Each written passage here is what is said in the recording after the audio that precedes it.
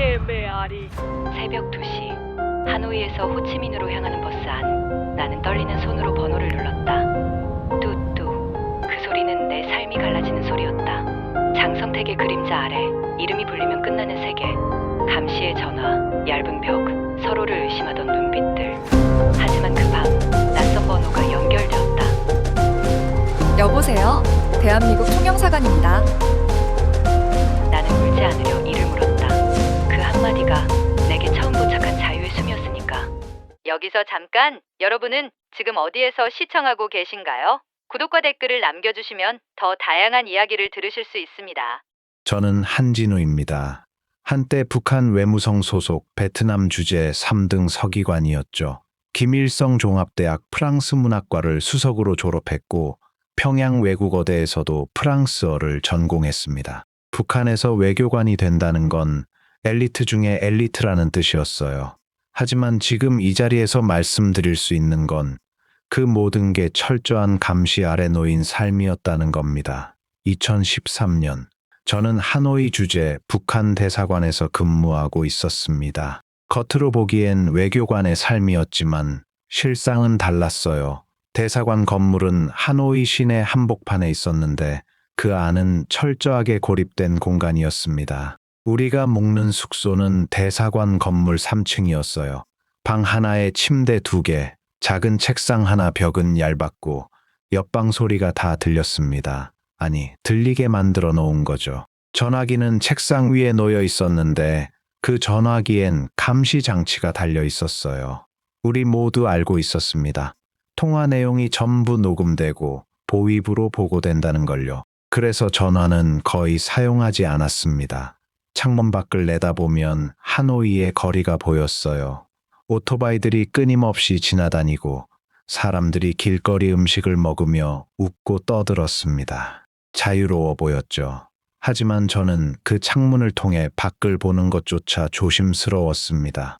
누군가 지켜보고 있을 테니까요. 아침 7시 기상 나팔이 울렸습니다. 대사관 직원들은 모두 복도로 나와 정렬했어요. 김일성, 김정일 초상화 앞에서 묵념을 했고 그날의 업무 지시사항을 전달받았습니다. 매일 같은 루틴이었죠. 아침 식사는 대사관 식당에서 했습니다. 밥과 김치, 된장국, 가끔 계란이 나오면 그날은 좋은 날이었어요. 식사 중에도 말을 함부로 하면 안 됐습니다. 누가 듣고 있을지 모르니까요. 제 주요 업무는 프랑스어 문서 번역이었습니다. 베트남 정부나 프랑스 대사관에서 오는 외교 문서들을 검토하고 번역해서 평양에 보고하는 일이었죠. 하지만 실제로는 그게 전부가 아니었습니다. 우리는 정보 수집 임무도 받았어요. 베트남에 거주하는 한국인들의 동향을 파악하고 한국 기업들의 활동을 감시하는 겁니다. 하노이엔 이미 많은 한국 기업들이 진출해 있었어요. 삼성, LG, 현대 거리 곳곳에 한국 제품 광고가 붙어 있었고 베트남 사람들은 그걸 자랑스럽게 사용했습니다. 저는 그걸 보면서 이상한 감정이 들었어요. 우리가 배운 건 남조선이 미제의 식민지이고 가난하고 억압받는 나라라는 거였는데 여기선 그렇지 않았으니까요. 오후가 되면 저는 가끔 대사관 밖으로 나갔습니다. 명목상 업무차 외출이었지만 사실은 숨통을 트이게 하려는 거였죠. 하노이의 거리는 복잡했습니다. 오토바이 소리, 행상들의 외침, 카페에서 흘러나오는 음악, 그 모든 게 북한에선 상상할 수 없는 풍경이었어요. 저는 가끔 작은 카페에 앉아 커피를 마셨습니다. 베트남 커피는 진했고 달콤했어요. 그 맛이 좋았던 게 아니라 그 순간만큼은 감시에서 벗어난 것 같았기 때문입니다. 하지만 그것도 착각이었죠. 대사관에선 우리의 모든 동선을 파악하고 있었으니까요. 저녁이 되면 다시 대사관으로 돌아갔습니다. 복도를 걸을 때마다 다른 방에서 들려오는 소리에 귀를 기울였어요. 누군가 조용히 대화하는 소리, 서류 넘기는 소리, 가끔 들리는 한숨 소리 모두가 같은 생각을 하고 있었을 겁니다. 여기서 벗어나고 싶다. 밤이 되면 침대에 누워 천장을 바라봤습니다. 형광등 불빛이 희미하게 깜박였어요. 그때마다 저는 생각했습니다. 내 인생이 이대로 끝나는 건가? 외교관이라는 타이틀이 주는 자부심도 있었지만 동시에 그건 철저한 통제였어요. 우리는 자유롭게 움직일 수 없었고 자유롭게 생각할 수도 없었습니다. 모든 게 감시당하고 모든 게 보고되고 모든 게 통제됐죠. 그런 생활이 몇 년째 이어지고 있었습니다. 저는 서서히 질식하고 있었어요. 하지만 그때까진 몰랐습니다. 진짜 공포가 무엇인지를요. 그게 곧 다가올 거라는 걸 말입니다. 2013년 12월 12일, 그날을 저는 평생 잊을 수 없습니다. 아침 조회 시간이었어요. 대사관 직원들이 모두 회의실에 모였습니다. 평소와 다른 점이 있었다면 대사의 얼굴이 굳어 있었다는 겁니다. 그는 손에 전문 한 장을 들고 있었어요. 평양에서 온 긴급 전문이었죠. 동무들, 중대한 소식을 전달하겠습니다. 대사의 목소리가 떨렸습니다. 장성택이 반역죄로 체포되어 처형되었습니다. 그 순간 회의실 안에 공기가 얼어붙었어요. 아무도 숨소리조차 내지 않았습니다. 장성택, 김정은의 고모부이자 북한 권력 서열 2인자였던 그 사람이 처형됐다는 겁니다. 저는 그 자리에서 온몸이 굳어지는 걸 느꼈어요. 왜냐하면 저는 알고 있었으니까요.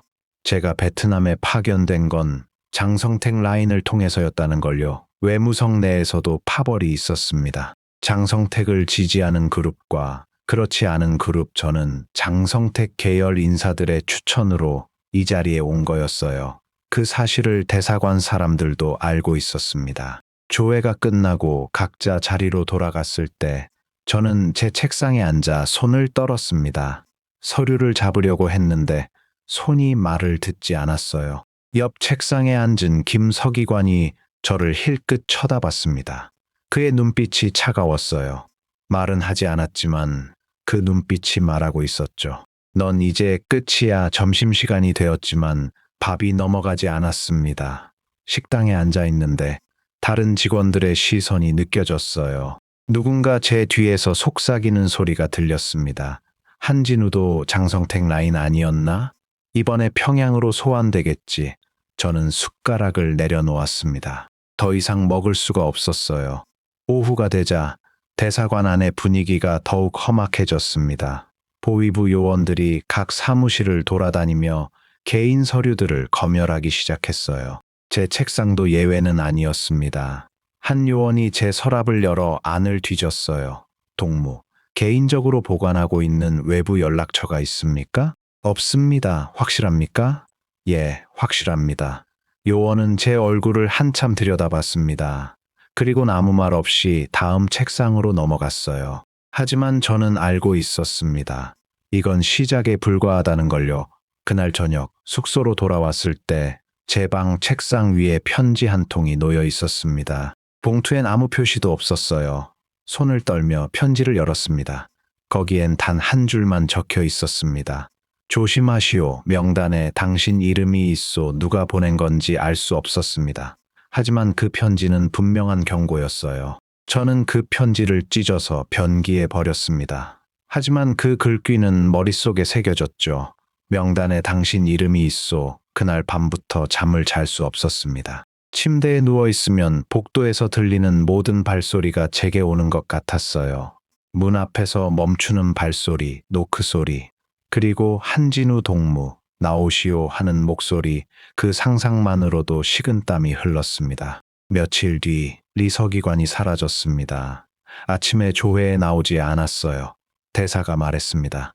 리 동무는 평양 외무성의 긴급 소환 명령을 받고 어젯밤 출국했습니다. 그 말을 들은 순간 회의실 안의 모든 사람들이 고개를 숙였습니다.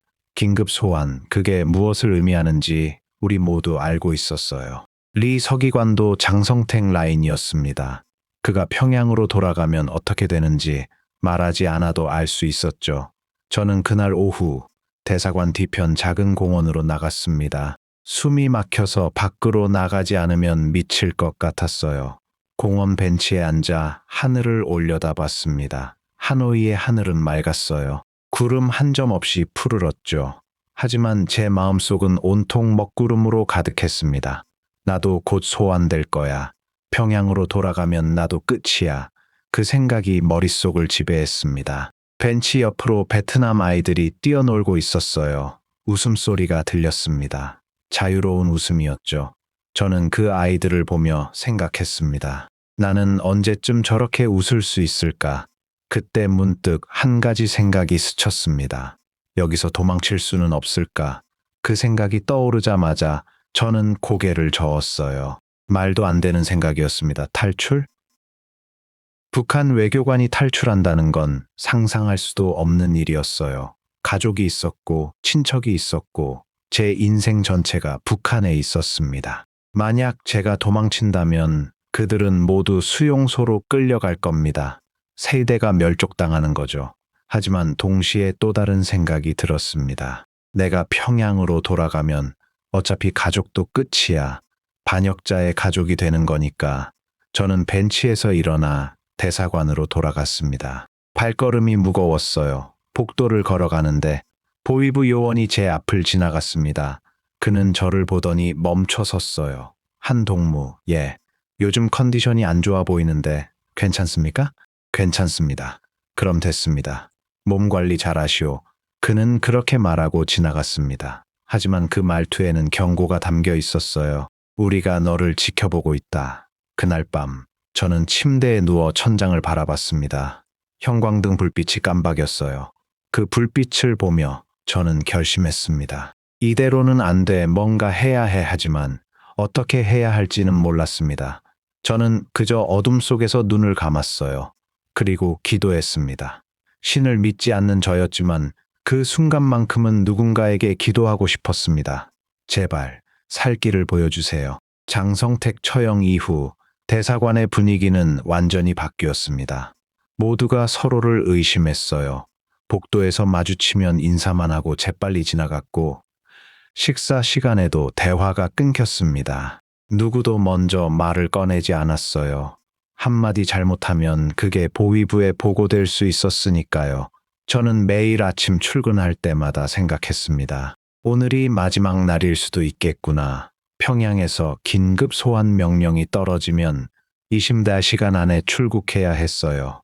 거부할 수 없었습니다. 거부하는 순간 그건 반역이 되니까요. 제 책상 위 전화기가 울릴 때마다 심장이 멎는 것 같았습니다. 전화를 받기 전에 잠시 멈춰서 심호흡을 했어요. 평양에서 온 전화일까, 소환 명령일까, 다행히 대부분은 일반 업무 전화였습니다. 하지만 그 불안감은 하루하루 커져갔어요. 어느 날 오후, 저는 대사관 밖으로 나갔습니다. 명목은 프랑스 대사관과의 업무 협의였지만 실제로는 그냥 숨을 쉬고 싶었어요. 대사관 안에 있으면 질식할 것 같았으니까요. 하노이 거리는 여전히 활기찼습니다. 오토바이들이 쉴 새 없이 지나다니고 노점상들이 쌀국수를 팔고 있었어요. 저는 작은 카페로 들어갔습니다. 베트남 커피 한 잔을 주문하고 구석자리에 앉았어요. 창밖을 보니 한국 관광객들이 지나가고 있었습니다. 젊은 커플이 손을 잡고 웃으며 걷고 있었어요. 자유로워 보였습니다. 저는 그 모습을 보며 이상한 감정을 느꼈어요. 부러움이었을까요? 아니면 분노였을까요? 우리가 배운 건 남조선 사람들이 미제의 압제에 신음하며 산다는 거였는데 저 사람들은 전혀 그래 보이지 않았습니다. 오히려 제가 더 억압받고 있는 것 같았어요. 카페를 나와 걷다가 길거리 공중전화 부스를 발견했습니다. 문득 생각이 들었어요. 여기서 전화를 걸면 감청당하지 않을까. 대사관 전화는 모두 도청당했지만 길거리 공중전화는 다를 거라는 생각이 들었습니다. 저는 주머니에서 동전을 꺼냈어요. 베트남 돈이었습니다. 외교관들에게는 소액의 현지 화폐가 지급됐거든요. 전화 부스에 들어가 수화기를 들었습니다. 하지만 누구에게 전화를 걸어야 할지 몰랐어요. 프랑스에 있는 옛 지도교수의 번호를 알고 있었지만 그분에게 갑자기 전화하는 건 위험했습니다. 만약 누군가 보고 있다면 제가 외부와 접촉한다는 증거가 되니까요. 저는 수화기를 내려놓고 부스 밖으로 나왔습니다. 주위를 둘러봤어요. 누가 저를 지켜보는 것 같았습니다. 하지만 아무도 없었어요. 그냥 제 착각이었을까요? 아니면 정말로 누군가 저를 미행하고 있었던 걸까요? 저는 빠른 걸음으로 대사관으로 돌아갔습니다. 며칠 후 저는 용기를 냈습니다. 밤 9시쯤 대사관 근처 작은 식당으로 나갔어요. 그곳은 베트남 현지인들이 주로 가는 곳이었습니다. 외교관들은 거의 가지 않는 곳이었죠. 저는 구석 테이블에 앉아 쌀국수를 주문했습니다. 그리고 식당 주인에게 조심스럽게 물었어요. 죄송한데요. 혹시 전화 좀 빌릴 수 있을까요? 주인은 고개를 끄덕이며 오래된 유선 전화를 내밀었습니다. 저는 손이 떨렸어요. 프랑스에 있는 지도 교수의 번호를 눌렀습니다. 신호음이 울렸습니다. 한 번, 두 번, 세 번 여보세요? 교수님의 목소리였습니다. 저는 목이 메었어요. 교수님, 저 한진우입니다. 진우? 자네가 왜 이 시간에 교수님? 지금 제 상황이 좀 어렵습니다. 저는 더 이상 말을 잇지 못했어요. 무슨 말을 해야 할지 몰랐습니다. 탈출을 도와달라고 할 수도 없었고, 그냥 목소리를 듣고 싶었던 건지도 모르겠어요. 진우, 자네 목소리가 이상한데 괜찮은가? 예, 괜찮습니다. 그냥 안부 인사드리려고요. 그런가 몸 조심하게 혹시 무슨 일 있으면 연락하고 감사합니다. 교수님 전화를 끊었습니다. 식당 주인에게 전화값을 치렀어요. 쌀국수는 거의 손대지 않았습니다. 목으로 넘어가지 않았거든요. 식당을 나와 대사관으로 걸어가는데 뒤에서 누군가 따라오는 것 같았습니다. 저는 뒤를 돌아봤어요. 어둠 속에 누군가의 그림자가 보였습니다. 심장이 빠르게 뛰었어요. 저는 걸음을 빠르게 했고 대사관 정문으로 뛰어들어갔습니다. 숙소로 올라가 방문을 잠갔어요. 침대에 앉아 숨을 몰아쉬었습니다. 미행당하고 있는 건가? 아니면 내가 너무 예민해진 건가? 머릿속이 복잡했습니다. 그날 밤부터 저는 더 이상 외부 전화를 걸지 않기로 했어요. 너무 위험했습니다. 하지만 동시에 깨달았습니다. 대사관 안에서는 절대 자유로울 수 없다는 걸요. 모든 게 통제되고 모든 게 감시당했습니다. 며칠 후 또 한 명의 직원이 사라졌습니다. 박 참사관이었어요. 그는 제 옆 사무실에서 일하던 사람이었습니다. 어느 날 아침 그의 자리가 비어 있었어요. 책상 위는 깨끗하게 정리되어 있었고 개인 물품은 하나도 없었습니다. 마치 처음부터 그 사람이 없었던 것처럼요. 대사가 조회 시간에 발표했습니다. 박동무는 건강상의 이유로 평양으로 돌아갔습니다. 건강상의 이유, 그 말을 믿는 사람은 아무도 없었어요. 박 참사관도 장성택 라인이었으니까요. 저는 그날 제 책상에 앉아 서류를 보다가 문득 생각했습니다. 다음은 나야 틀림없어. 손이 떨렸습니다. 펜을 잡을 수가 없었어요. 서류의 글자들이 흐릿하게 보였습니다. 점심시간에 식당에 갔을 때 김서기관이 제 옆에 앉았습니다. 그는 조용히 말했어요. 한동무, 요즘 안색이 안 좋은데 괜찮습니다. 몸 관리 잘해야 해. 평양에서 언제 부를지 모르니까. 그 말에 등골이 서늘해졌습니다. 김서기관은 웃으며 자리를 떴어요. 하지만 그 웃음은 전혀 따뜻하지 않았습니다. 오히려 차갑고 날카로웠죠. 그날 밤 저는 숙소 창문 밖을 내다봤습니다. 하노이의 야경이 보였어요. 불빛들이 반짝였습니다. 저 밖에는 자유가 있었어요. 하지만 저는 이 건물 안에 갇혀 있었습니다. 창문 너머 3층 높이 뛰어내릴 수도 없고 탈출할 수도 없었어요. 저는 창문을 닫았습니다. 그리고 침대에 누워 눈을 감았어요. 하지만 잠은 오지 않았습니다. 머릿속에는 온통 한 가지 생각뿐이었어요. 어떻게든 살아야 한다. 여기서 벗어나야 한다. 그 생각이 점점 강해졌습니다. 더 이상 참을 수 없었어요. 무언가를 해야 했습니다. 하지만 무엇을 어떻게 해야 할지는 여전히 막막했습니다. 그저 두려움만이 저를 짓눌렀어요. 2014년 1월 초, 저는 제 인생에서 가장 중요한 결정을 내려야 하는 순간을 맞이했습니다. 그날 오후 대사관 사무실에서 평양 외무성 전문을 받았어요. 장성택 관련자 명단 보고 요청각 해외 공관에서 장성택과 연관된 인물들의 명단을 작성해 보고하라는 내용이었습니다. 제 손이 떨렸어요. 전문을 읽는 순간 저는 알았습니다. 제 이름이 그 명단에 올라갈 거라는 걸요. 대사는 보위부와 함께 각 직원들의 경력을 검토하기 시작했습니다. 누가 어떤 경로로 해외에 파견됐는지, 누구의 추천을 받았는지 모든 게 기록으로 남아 있었어요. 저는 장성택 계열 인사의 추천으로 베트남에 왔습니다. 그 사실을 숨길 수 없었어요. 그날 저녁 숙소로 돌아온 저는 책상 서랍을 열었습니다. 거기에는 작은 가족 사진이 한 장 있었어요. 평양에서 찍은 사진이었습니다. 부모님과 제가 함께 서 있는 사진이었죠. 저는 그 사진을 한참 들여다봤습니다. 만약 제가 탈출한다면 이 사람들은 어떻게 될까? 수용소로 끌려갈 겁니다. 세대가 처벌받는다는 건 그런 의미였어요. 부모님뿐만 아니라 친척들까지 모두요. 하지만 반대로 생각하면 제가 평양으로 소환되어도 결과는 같았습니다. 반역자로 낙인 찍히면 가족도 함께 벌을 받으니까요. 어느 쪽을 선택해도 가족은 고통받게 되어 있었어요.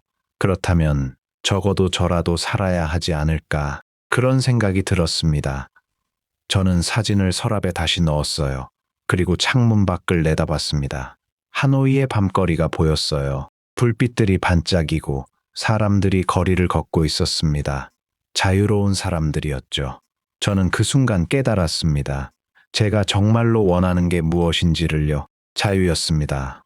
감시받지 않고 두려워하지 않고 제 생각을 말할 수 있는 삶, 그게 바로 제가 원하는 거였어요. 그날 밤 저는 잠들지 않았습니다. 침대에 누워 천장을 바라보며 생각했어요. 어떻게 탈출할 수 있을까? 베트남에서 탈출하는 방법은 몇 가지가 있었습니다. 첫째, 외국 대사관으로 망명 신청을 하는 것 하지만 하노이에서 대사관까지 가는 건 쉽지 않았어요. 대사관 직원들은 항상 감시받았고 외출할 때도 누군가 따라 붙었습니다. 둘째, 베트남 당국에 보호를 요청하는 것 하지만 베트남은 북한과 우호 관계였어요. 자칫하면 다시 북한으로 송환될 수도 있었습니다. 셋째, 제3국으로 이동한 뒤 망명하는 것, 이게 가장 안전한 방법처럼 보였습니다. 저는 프랑스어를 할 수 있었어요. 만약 프랑스나 다른 유럽 국가로 갈 수 있다면 그곳에서 망명 신청을 할 수 있을 거라고 생각했습니다. 하지만 문제는 어떻게 베트남을 벗어나느냐는 거였어요. 해외 출장 명목으로 나갈 수도 없었습니다. 모든 출장은 대사의 승인이 필요했고 보위부가 동행했으니까요. 저는 책상 서랍에서 종이 한 장을 꺼냈습니다. 그리고 펜을 들어 조심스럽게 적기 시작했어요. 탈출 계획의 초안이었습니다. 첫째, 외출 명분을 만든다. 둘째, 하노이를 벗어나 호치민으로 이동한다. 셋째, 호치민에서 한국 대사관에 연락한다. 왜 한국이었을까요? 프랑스가 아니라요. 그건 거리 때문이었습니다. 베트남에서 프랑스는 너무 멀었어요.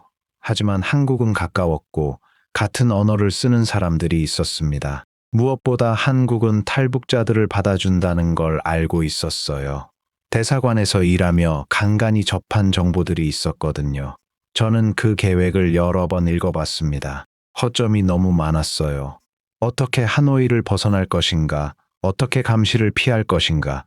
어떻게 호치민까지 갈 것인가? 모든 게 불확실했습니다. 하지만 한 가지는 확실했어요. 가만히 있으면 죽는다는 것. 그렇다면 차라리 시도해보는 게 낫지 않을까? 저는 종이를 찢어서 변기에 버렸습니다. 흔적을 남길 수 없었어요. 하지만 그 계획은 제 머릿속에 새겨졌습니다. 며칠 후 기회가 왔습니다. 대사관에서 베트남 외무성과의 회의 일정이 잡혔어요. 저는 프랑스어 통역을 맡게 되었습니다. 회의 장소는 하노이 시내 호텔이었어요. 그날은 보위부 직원이 동행하지 않았습니다. 단순한 업무 회의였고 대사관 차량으로 이동했거든요. 하지만 저는 그 틈을 이용할 수 있을 거라고 생각했어요. 회의가 끝나고 대사관으로 돌아가는 길에 저는 운전기사에게 말했습니다. 잠깐 프랑스 대사관에 들러야 할 것 같습니다. 긴급 서류가 있어서요. 운전기사는 의심스럽다는 표정을 지었지만 저는 외교관이었고 그는 단순 직원이었어요. 그는 고개를 끄덕였습니다. 프랑스 대사관 앞에 차를 세웠을 때 저는 심장이 터질 것 같았어요. 10분만 기다려주세요. 저는 차에서 내려 프랑스 대사관 정문으로 걸어갔습니다. 하지만 정문 앞에서 멈췄어요.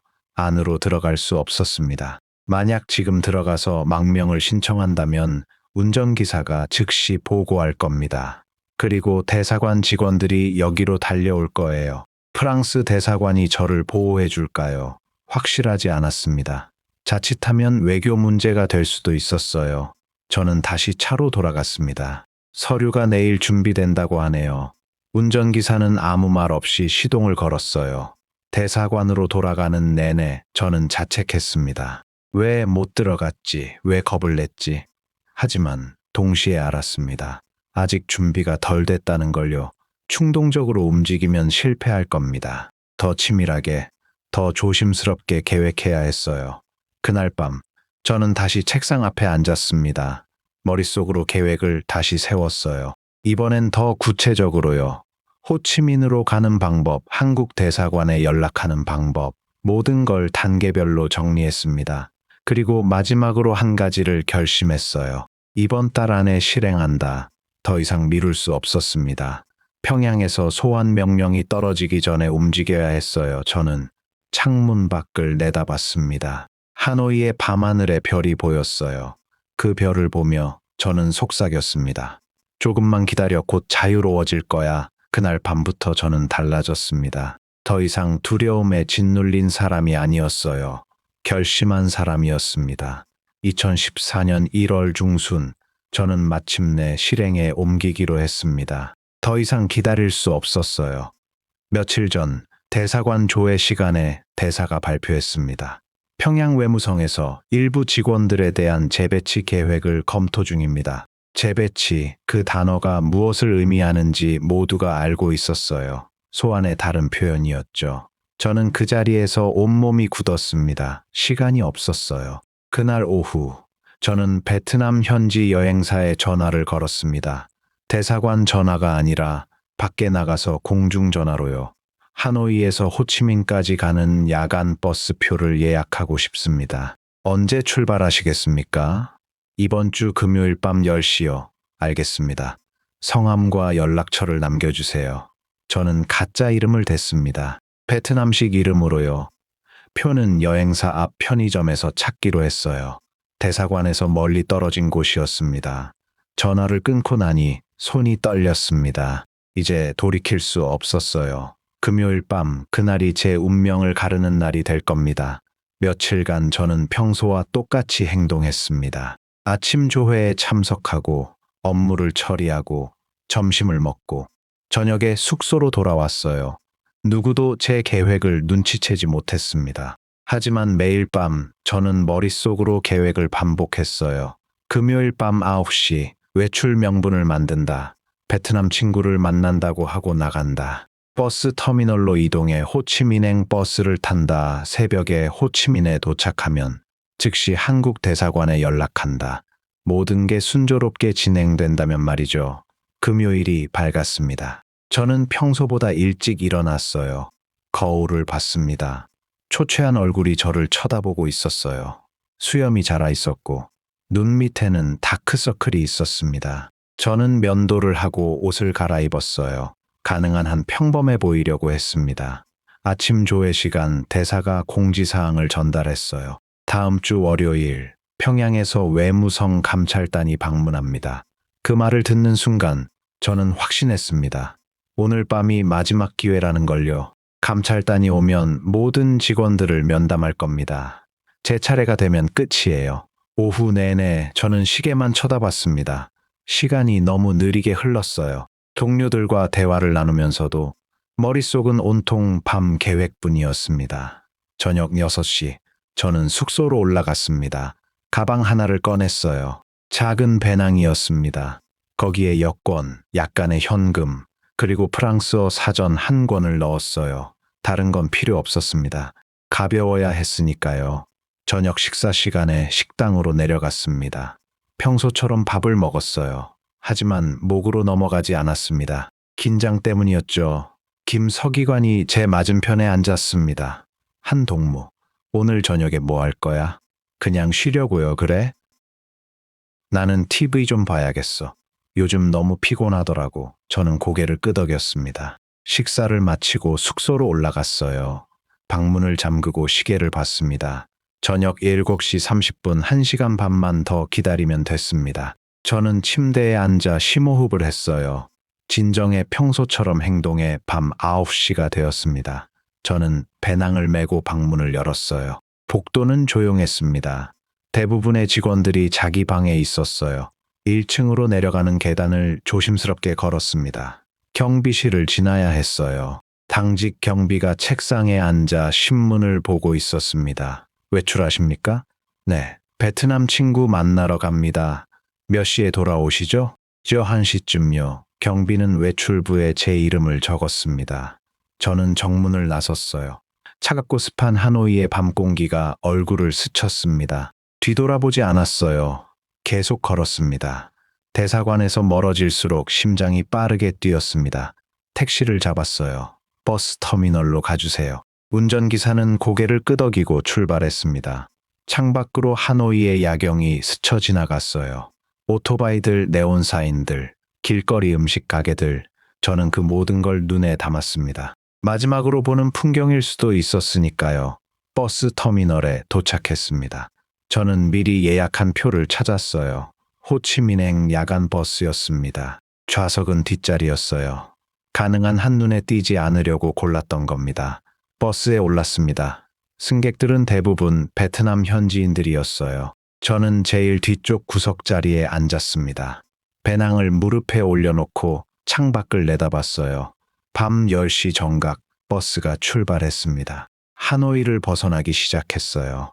저는 그제야 긴장이 조금 풀렸습니다.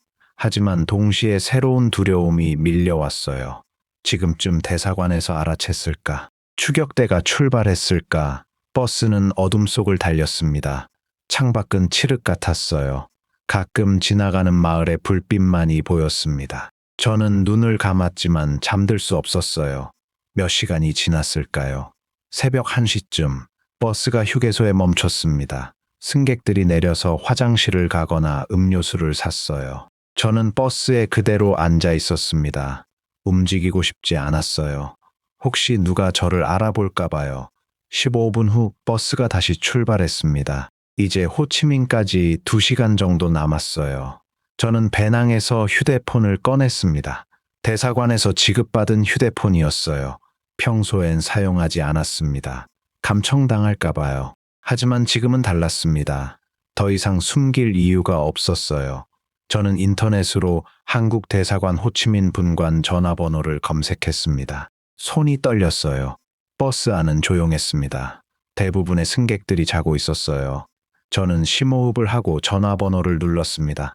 새벽 2시였습니다. 신호음이 울렸어요. 뚜뚜뚜 1번, 2번, 3번 제발 받아주세요. 뚜뚜 4번, 5번. 그때 전화가 연결됐습니다. 여보세요. 대한민국 총영사관입니다. 그 목소리를 듣는 순간 저는 눈물이 쏟아질 뻔했어요. 한국어였습니다. 제 모국어였죠. 여보세요. 제 목소리가 떨렸습니다. 네, 말씀하세요. 저는 북한 외교관입니다. 지금 탈출 중입니다. 전화 너머로 잠시 침묵이 흘렀어요. 지금 어디에 계십니까? 호치민으로 가는 버스 안입니다. 2시간 후면 도착합니다. 알겠습니다. 호치민에 도착하면 즉시 총영사관으로 오십시오. 주소를 알려드리겠습니다. 상담원이 주소를 불러줬어요. 저는 메모했습니다. 저희가 보호하겠습니다. 안전하게 오세요. 감사합니다. 정말 감사합니다. 전화를 끊었습니다. 저는 버스 창문을 열고 밤 공기를 들이마셨어요. 차갑고 상쾌했습니다. 자유의 공기였습니다. 그 순간 저는 알았어요. 이제 돌아갈 수 없다는 걸요. 하지만 두렵지 않았습니다. 오히려 마음이 가벼웠어요. 저는 창밖을 내다봤습니다. 어둠 속에서 희미하게 동이 트기 시작했어요. 새로운 하루가 밝아오고 있었습니다. 그리고 그건 저에게도 마찬가지였죠. 새로운 삶이 시작되고 있었습니다. 새벽 4시 버스가 호치민 터미널에 도착했습니다. 저는 배낭을 메고 서둘러 버스에서 내렸어요. 터미널은 한산했습니다. 몇몇 택시 기사들만이 승객을 기다리고 있었죠. 저는 그중 한 대를 잡았습니다. 한국 총영사관으로 가주세요. 운전기사는 고개를 끄덕이고 출발했어요. 차창 밖으로 호치민의 새벽거리가 보였습니다. 하노이보다 더 현대적이고 화려한 도시였어요. 고층 빌딩들이 하늘을 찔렀고 길거리는 깨끗했습니다. 저는 그 풍경을 보며 이상한 감정을 느꼈어요. 안도감과 두려움이 동시에 밀려왔습니다. 15분쯤 달렸을까요? 택시가 한 건물 앞에 멈췄습니다. 여기입니다. 저는 요금을 지불하고 내렸어요. 건물 입구에는 태극기가 걸려 있었습니다. 그 깃발을 보는 순간 가슴이 뜨거워졌어요. 평생 적국의 상징으로만 봐왔던 그 깃발이 지금은 구원의 상징처럼 보였습니다. 저는 건물 정문으로 다가갔습니다. 경비원이 저를 막아섰어요. 무슨 일이십니까? 저 새벽에 전화했던 사람입니다. 북한에서 왔습니다. 경비원의 표정이 굳어졌어요. 그는 무전기를 들어 안으로 연락했습니다. 잠시 후 한 남자가 나왔습니다. 양복을 입고 있었어요. 한진우 씨 맞으십니까? 네, 맞습니다. 안으로 들어오십시오. 저는 그를 따라 건물 안으로 들어갔습니다. 복도를 지나 한 방으로 안내받았어요. 작은 회의실이었습니다. 잠시만 기다려 주십시오. 영사님께서 곧 오실 겁니다. 남자가 나가고 저는 혼자 남았습니다. 의자에 앉아 숨을 고르려고 했지만 심장이 너무 빠르게 뛰었어요. 정말로 해낸 겁니까? 정말로 탈출에 성공한 겁니까? 아직 믿기지 않았습니다. 10분쯤 지났을까요? 문이 열리고 한 남자가 들어왔습니다. 50대쯤 되어 보이는 사람이었어요. 한진우 씨, 처음 뵙겠습니다. 저는 호치민 총영사관의 박영수 영사입니다. 그는 악수를 청했습니다. 저는 그의 손을 잡았어요. 따뜻했습니다. 먼 길 오시느라 고생 많으셨습니다. 일단 안전합니다. 걱정하지 마십시오. 그 말을 듣는 순간 저는 눈물이 쏟아질 뻔했어요. 참았습니다. 아직 울 때가 아니라고 생각했거든요. 감사합니다. 지금부터 몇 가지 절차를 진행하겠습니다. 신원 확인과 간단한 조사가 필요합니다. 저는 고개를 끄덕였어요. 박 영사는 서류 몇 장을 꺼냈습니다. 성함, 생년월일, 북한에서의 소속과 직급을 말씀해 주시겠습니까? 저는 차근차근 설명했습니다. 김일성 종합대학 졸업, 외무성 소속, 베트남 주재 3등 서기관 장성택 처형 이후의 상황도 모두 이야기했어요. 박 영사는 꼼꼼히 기록했습니다. 가족은 북한에 계십니까? 네. 내 부모님이 평양에 계십니다. 알겠습니다. 이 부분은 나중에 더 자세히 조사하겠습니다. 질문은 1시간 넘게 이어졌어요. 저는 최대한 정확하게 대답하려고 노력했습니다. 조사가 끝나고 박 영사가 말했습니다. 이제 한국으로 가셔야 합니다. 비행기편을 준비하겠습니다. 언제 출발합니까? 오늘 오후 4시 인천행 직항편이 있습니다. 그 비행기를 타시면 됩니다. 저는 시계를 봤어요. 오전 6시였습니다. 10시간 후면 한국 땅을 밟는 겁니다. 그 전에 좀 쉬십시오. 피곤하실 텐데요. 직원이 저를 다른 방으로 안내했습니다. 작은 숙소 같은 곳이었어요. 침대와 책상이 있었습니다. 여기서 쉬시면 됩니다. 점심때 깨워드리겠습니다. 문이 닫히고 저는 혼자 남았습니다. 침대에 앉았어요. 온몸의 긴장이 풀리면서 피로가 몰려왔습니다. 하지만 잠들 수가 없었어요. 머릿속이 복잡했습니다. 정말로 한국에 가는 거구나. 이제 북한으로는 돌아갈 수 없어. 부모님은 어떻게 되실까? 그 생각을 하니 가슴이 아팠습니다. 하지만 후회는 없었어요. 이게 제가 살 수 있는 유일한 길이었으니까요. 오후 2시 직원이 저를 깨웠습니다. 출발 준비를 하셔야 합니다. 저는 세수를 하고 옷을 갈아입었어요. 총영사관에서 제공한 깨끗한 셔츠와 바지였습니다. 로비로 내려가니 박 영사가 기다리고 있었어요. 공항으로 가시죠. 우리는 총영사관 차량을 타고 탄손낫 국제공항으로 향했습니다. 차 안에서 박 영사가 말했습니다. 인천공항에 도착하면 특별한 절차를 거치게 됩니다. 일반 입국장이 아니라 별도의 통로로 가실 겁니다. 왜 그렇습니까? 보안 때문입니다. 탈북자 신분이 노출되면 안 되니까요. 북한 측에서 추적할 수도 있고요. 저는 고개를 끄덕였습니다. 공항에 도착했어요. 박영사는 저를 직원 전용 출구로 안내했습니다. 일반 승객들과는 다른 경로였어요. 여기서 헤어지겠습니다. 인천에서 우리 직원이 기다리고 있을 겁니다. 정말 감사합니다. 박영사님 아닙니다. 새로운 삶 잘 사십시오. 우리는 악수를 나눴습니다. 저는 탑승 게이트로 향했어요. 비행기에 올랐습니다. 이코노미석 창가 자리였어요. 저는 자리에 앉아 안전벨트를 맸습니다. 주변 승객들은 평범한 여행객들이었어요. 누구도 제가 탈북자라는 걸 몰랐습니다. 비행기가 활주로로 이동했습니다. 엔진 소리가 커졌어요. 그리고 이륙했습니다. 창밖으로 호치민시가 점점 작아졌습니다. 구름 위로 올라가자 파란 하늘만이 보였어요. 저는 눈을 감았습니다. 이제 시작이야. 비행 시간은 4시간 반이었습니다. 저는 대부분의 시간을 창밖을 보며 보냈어요. 구름들, 바다, 그리고 멀리 보이는 섬들 모든 게 새로웠습니다. 기내식이 나왔을 때 저는 처음으로 제대로 된 식사를 했어요. 밥과 반찬, 그리고 과일까지 북한에서는 상상도 못할 풍성한 식사였습니다. 밤 10시쯤 기내 방송이 나왔습니다. 곧 인천국제공항에 착륙하겠습니다. 저는 창밖을 내다봤어요. 어둠 속에서 불빛들이 보이기 시작했습니다. 인천의 야경이었습니다. 비행기가 착륙했습니다.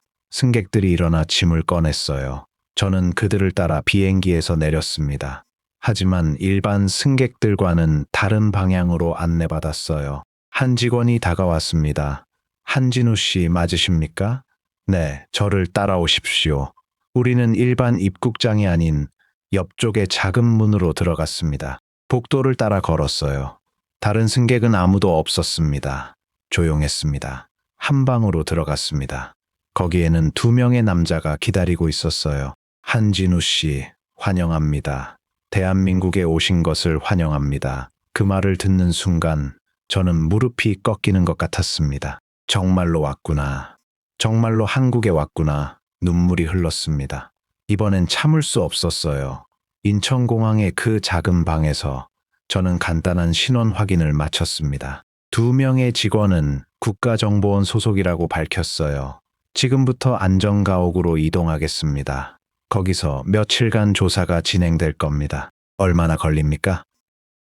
보통 2주에서 한 달 정도입니다. 걱정하지 마십시오. 절차일 뿐입니다. 저는 고개를 끄덕였어요. 우리는 공항 지하 주차장으로 내려갔습니다. 검은색 승합차가 대기하고 있었어요. 저는 뒷좌석에 탔습니다. 창문에는 커튼이 쳐져 있었어요. 보안상 커튼을 열지 말아 주십시오. 차가 출발했습니다. 저는 커튼 틈 사이로 밖을 살짝 엿봤어요.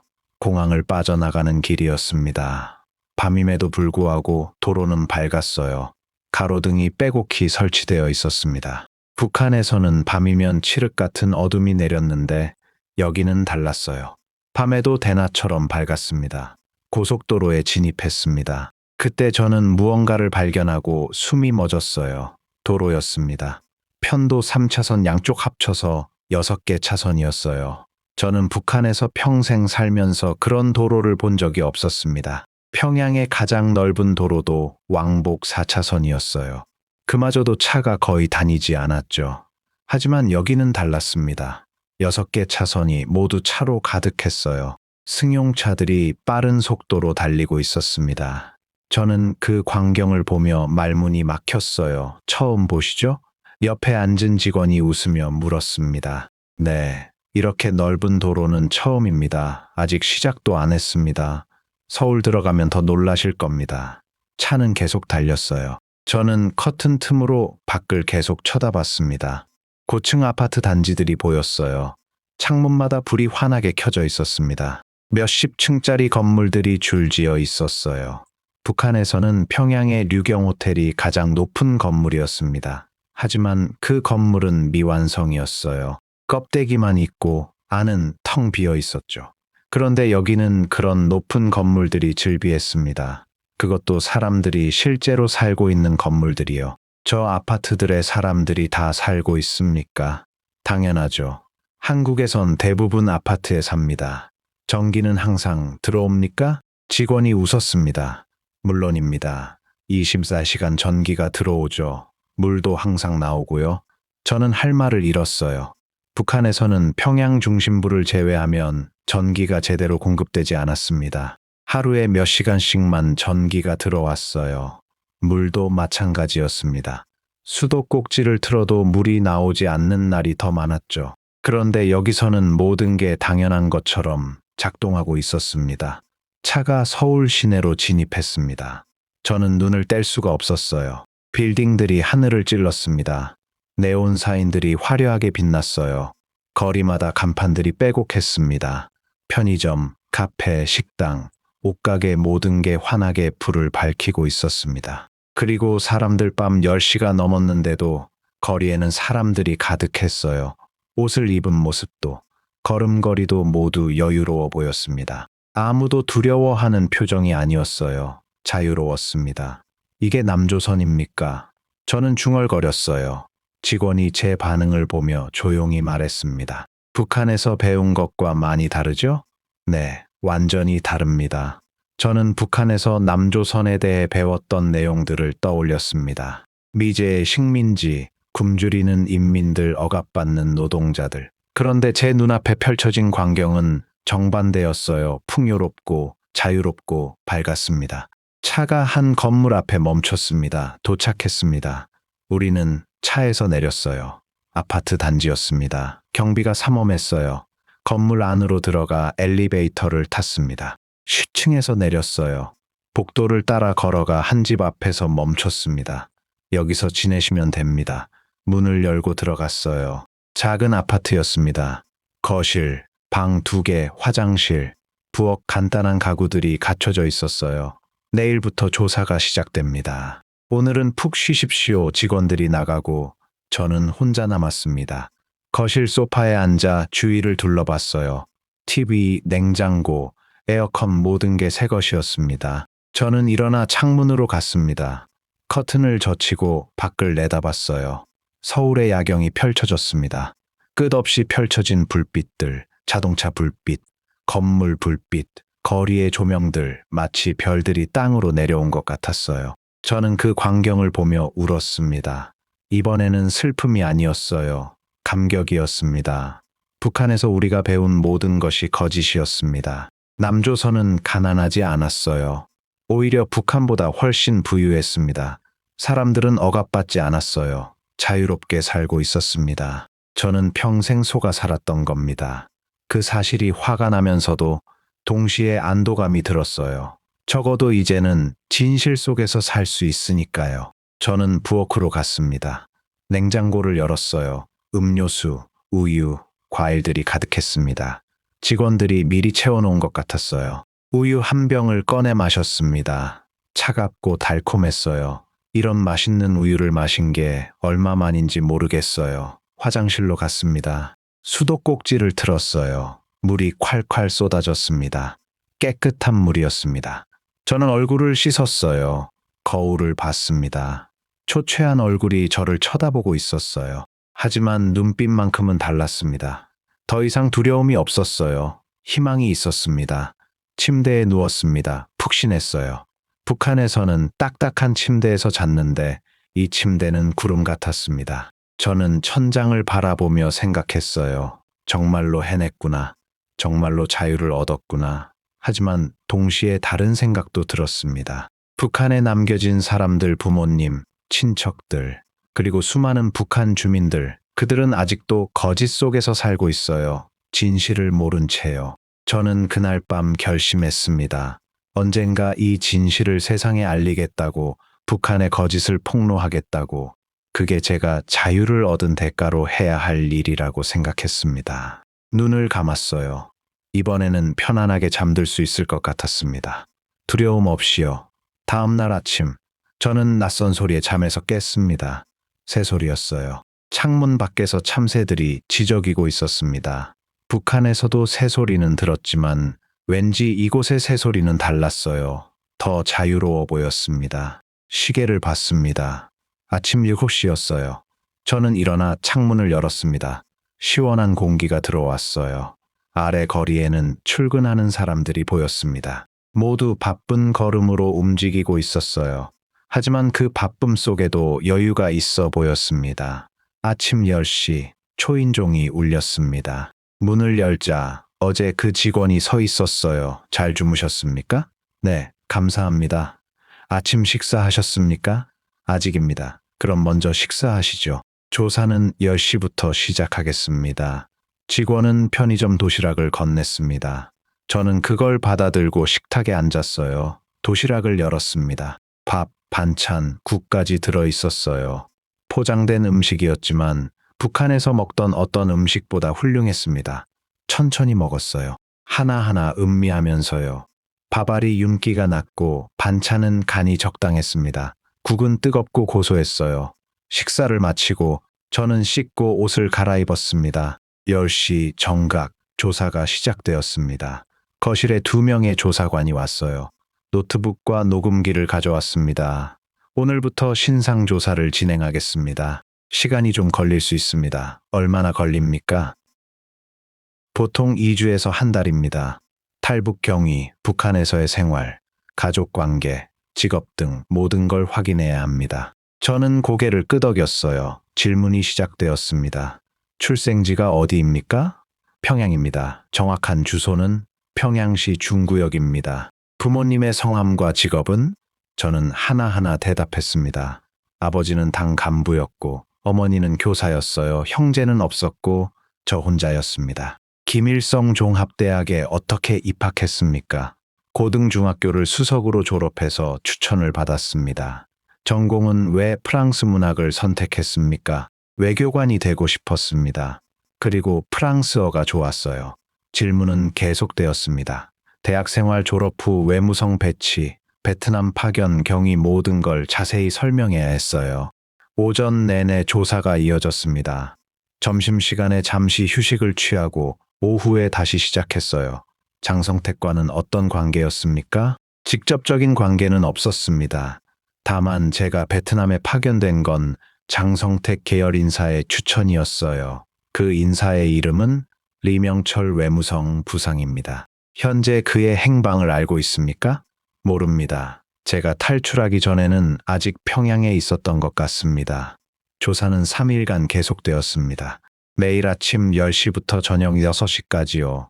북한 체제에 대한 질문, 대사관 내부 구조, 보위부 활동, 외교 업무 제가 아는 모든 걸 털어놨습니다. 숨길 이유가 없었어요.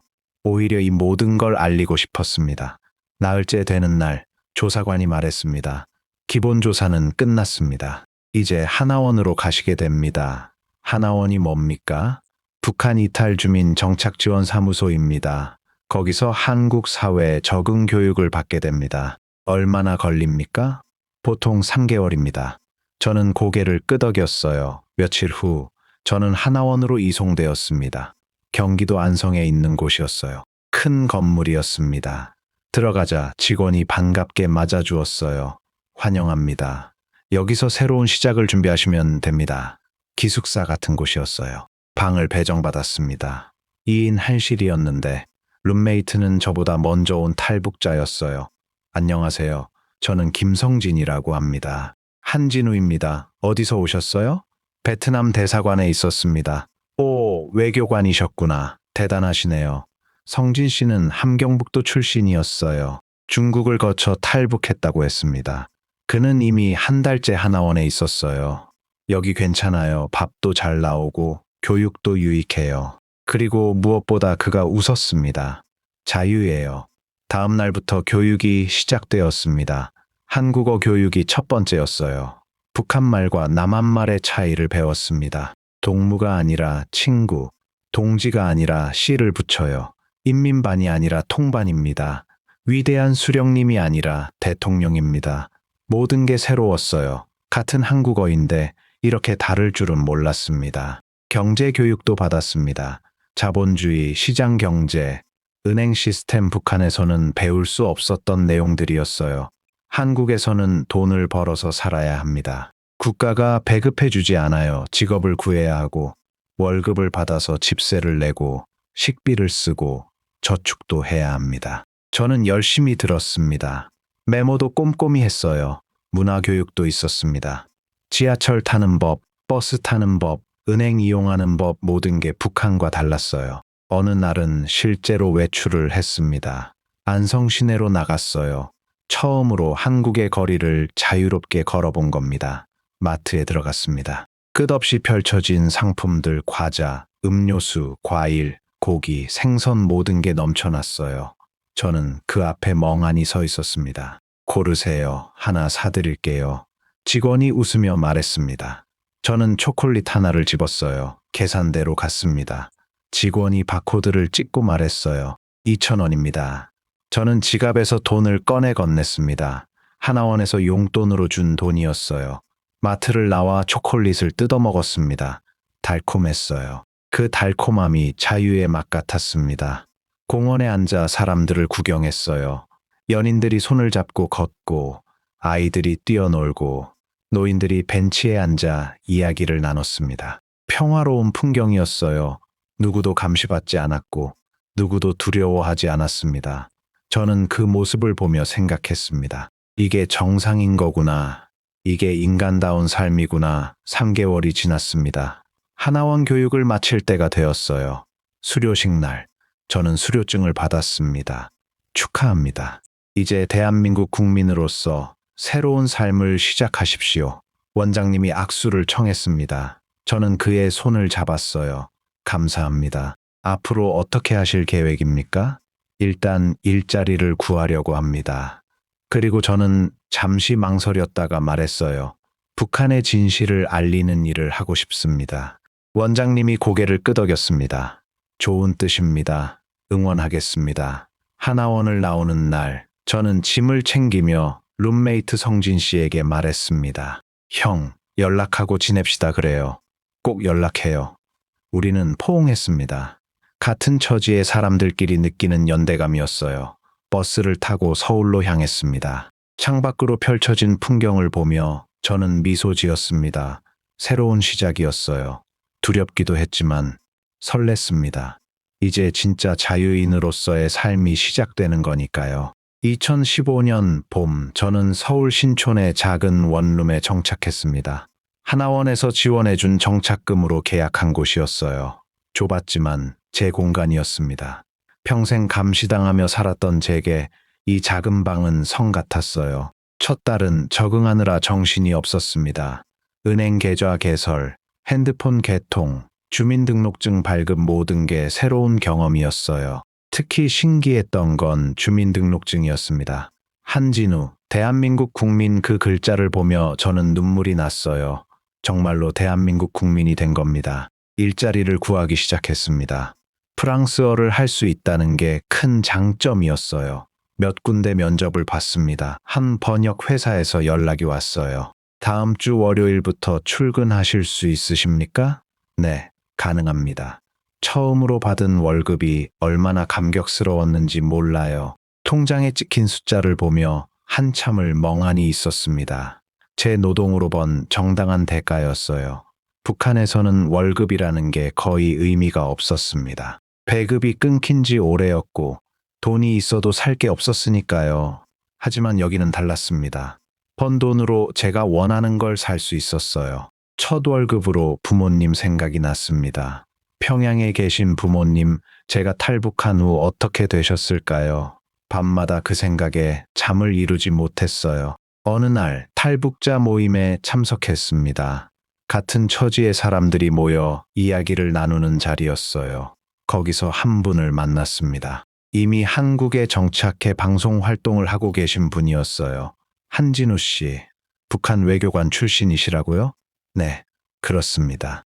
혹시 방송에 나와서 증언해 주실 수 있겠습니까? 외교관의 시각에서 본 북한 체제를 알리는 게 중요합니다. 저는 잠시 망설였어요. 방송에 나간다는 건 제 얼굴이 공개된다는 의미였습니다. 북한 당국이 알게 될 겁니다. 부모님에게 피해가 갈 수도 있었어요. 하지만 동시에 생각했습니다. 제가 탈북한 순간 이미 부모님은 고통받고 계실 거라고요. 그렇다면 차라리 진실을 알리는 게 낫지 않을까요? 하겠습니다. 첫 방송 출연은 긴장되었습니다. 토크쇼 프로그램이었어요. 스튜디오 조명이 눈부셨습니다.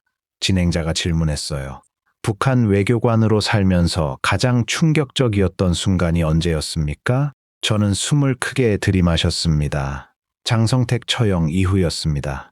그때 깨달았죠. 이 체제는 누구도 보호해주지 않는다는 걸요. 이야기를 하는 동안 저는 울컥했어요.